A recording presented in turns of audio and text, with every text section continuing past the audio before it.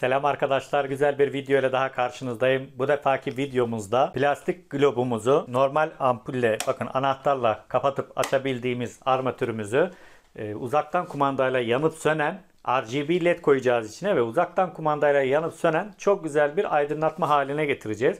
Siz de bu benim verdiğim bilgileri kullanarak, değerlendirerek evinizi çok güzel ortamlara dönüştürebilirsiniz. Örneğin bu glob balkonda olabilir, terasta olabilir veya yatak odanızda olabilir. Bu gösterdiğim yöntemi uygulayarak sizler de evinizde çok güzel ortamlar hazırlayabilirsiniz kendinize. Yapım aşamasına geçmeden önce ne yapıyoruz? Öncelikle ışığımızı anahtardan kapattığımız gibi sigortayı da kapatalım. Evin sigortasını da indirelim. Tehlikeli bir olay kalmasın. Rahatlıkla şimdi işlemleri uygulayabiliriz. Öncelikle globumuzun kapağını sökelim.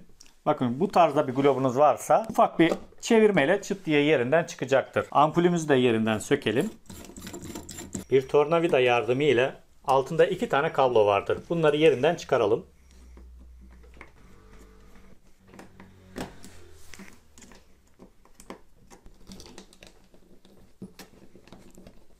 ...12 volt 5 amperlik bir trafomuz var. Buna elektriğimizi bağlayalım. Elektrik bağlanacak yerinde şöyle göstereyim. Bakın şurada şu en baştakini boş bırakıyoruz. Topraklama işareti olan kısmı boş bırakıyoruz. N ve L harfinin olduğu yere, yani şu baştaki 2 tane yere kablolarımızı bağlıyoruz. Şu üçüncüyü boş bırakıyoruz. Oraya topraklama bağlanıyor. Gerek yoktur. Ampul devrelerinde topraklama yoktur. Lamba devrelerinde. Şu 2 tane yere bağlayacağız bunları. Şöyle vidalarını gevşeterek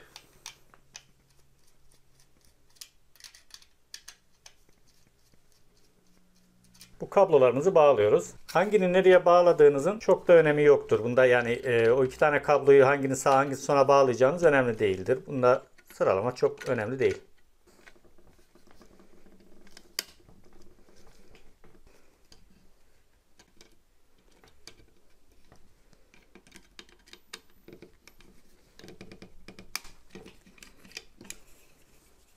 Gördüğünüz gibi trafomuzu bağladık.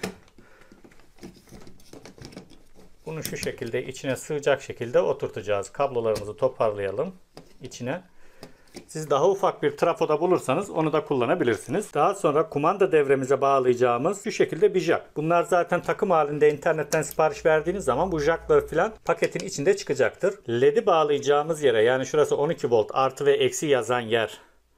Şurada gördüğünüz gibi buralara bağlayacağız. Burada gelen jackımızda bakın bir tanesi kırmızı çizgilidir. Bir tanesi her tarafı siyahtır. Kırmızı olanı artıya bağlamamız gerekiyor.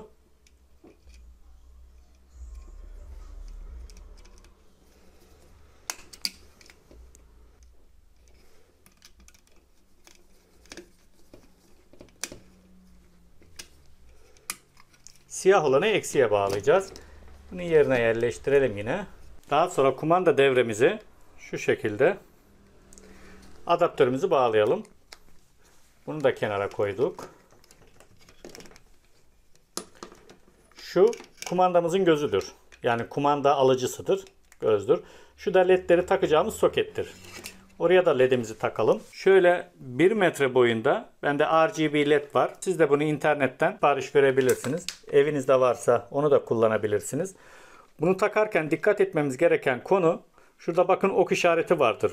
Kumanda devresinin üzerinde ve ledimizin de üzerinde ok işareti vardır. Bu ok işaretleri birbirine gelecek şekilde takıyoruz. Gördüğünüz gibi.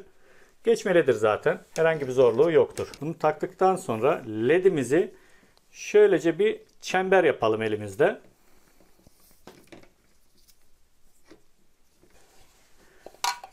Kapağımın içine koyuyorum. Siz dilerseniz, ben dağınık koydum. Bu şekilde topakladım koydum. Siz dilerseniz şu camın üzerine yapıştırabilirsiniz bunu. Daha sabitleyebilirsiniz. Ama ben gerek görmedim. Kapağımızı yerine kapatıyoruz.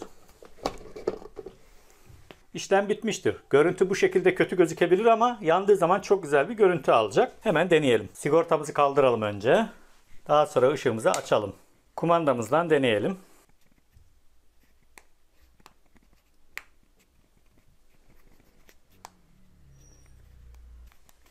Işıkları da kapatalım. Gördüğünüz gibi gayet güzel bir görüntü oldu. Bunu dediğim gibi teraslarda, balkonunuzda veya yatak odanızda bu şekilde kullanarak herhangi bir yere elektrik hattına çekmeye gerek kalmadan şu kumandasını göstereyim size. Kumandanın üzerindeki bütün renkleri dilediğiniz gibi kullanabilirsiniz.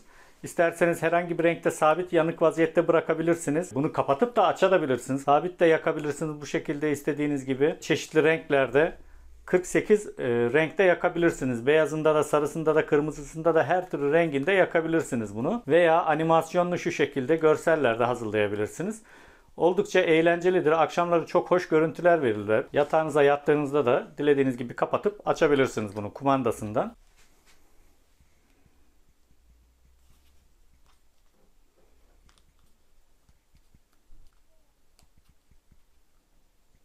Bu gösterdiğim şekilde siz de evinizde ufak tefek dokunuşlarla çok güzel ambiyanslar, ortamlar hazırlayabilirsiniz kendinize. Beni izlediğiniz için teşekkür ederim. Bu tarz videoların gelmesini istiyorsanız videoyu beğenip yorum atıp abone olmayı unutmayın. Hoşça kalın.